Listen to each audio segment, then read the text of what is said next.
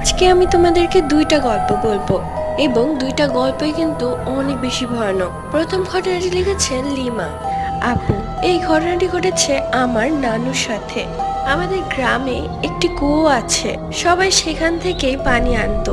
একদিন রাতে পানি শেষ হয়ে যায়, তাই আমার নানু ঠিক করে সে সেই কুয়ো থেকে পানি আনতে যাবে। আমার নানাকে বলেছিল তার সাথে যেতে, কিন্তু আমার নানা কাজ থেকে এসে খুবই ক্লান্ত, তাই নানু ঠিক করলো একাই যাবে। নানু যখন পানি তুলছিল তখন দেখে দূরের তাল গাছে সাদা ছোট ছোট বাচ্চার মতো কিছু একটা ওপরে উঠছে এবং নামছে। হি হি করে হাসছে আর মনে হচ্ছে তারা খেলা করছে। ঘটনা 2। আপু, আমার নাম সুমাইয়া।